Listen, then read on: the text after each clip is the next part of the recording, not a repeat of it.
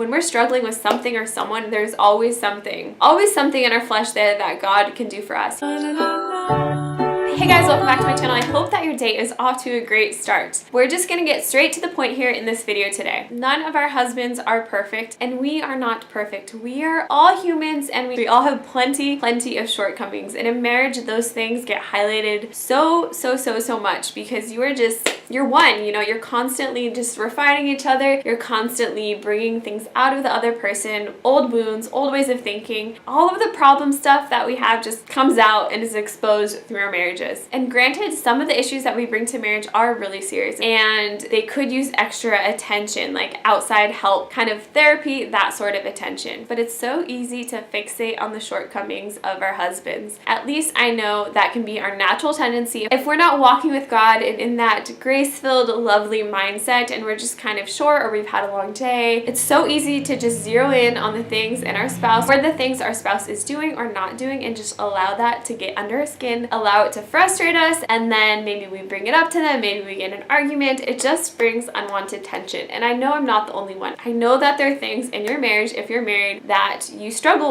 with your husband that can just wear on you or make you feel frustrated or make you feel sad or make you feel a number of things. Over the 4 years we have been married, God has shown me, okay, my husband is not perfect, no, but it is not his job to be perfect and to fulfill those things. It's God's job, and it's God who can actually do that and can actually satisfy my heart. So my point is, when we are bothered by things that our husband is doing, we need to just step back. I mean, you guys, I'm not perfect at this, but this is something, all these things that I share on are things that I've struggled with or am struggling with and things that God is teaching me through. And that's why I'm sharing them with you. They're not because I have solved it and I'm done and that's in the past. So yeah, when something is bothering us about our spouses, I just want to encourage you to do your best to take a step back and if possible, I mean, ideally to just not get to that point, but to remember to have grace for a spouse and then just to step back and recognize what's happening and recognize you can't change your spouse. There are so many things that we look to our spouse for that we may not even realize that only God can give us. My encouragement to you in this is to not fixate on the things that are frustrating you,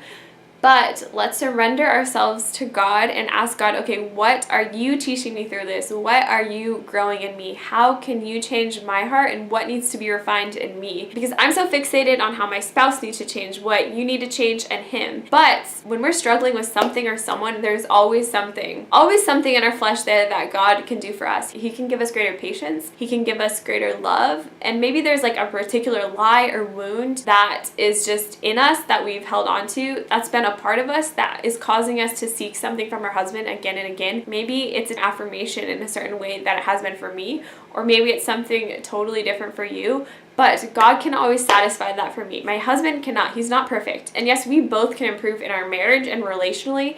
Yes, that's true. But just when I'm frustrated, I can't like change him on the spot. That's not going to happen. You know what I mean? What I can do is I can pray, I can struggle, I can journal, I can have a really hard time because I'm really hurt and I'm really frustrated. This need isn't being met. But that is bigger than what my husband can handle. Yes, we can talk about it or pray about it, but I can't have this great expectation of him to be God in a sense. And the times that we're struggling with something our spouse is doing, we just need to press into God and let him tweak what is off in our hearts and what is off in our perspective. Also, an incredibly helpful thing to do in those times is pray for our husbands and also pray for ourselves. Pray that we can have patience for them, that we can have love for them, that we can continue to respect them and honor our husbands, and pray for them. Pray that the Holy Spirit helps remind them to do X, Y, and Z, you know, with your kids or around your house or for you in your marriage, you know, pray for them. Prayer is so powerful at changing our hearts and getting our hearts in a better position. Also, in regards to that particular thing that you're struggling with, be super affirmative and encouraging. Just grab onto the tiniest positive thing they do in that regard and just praise them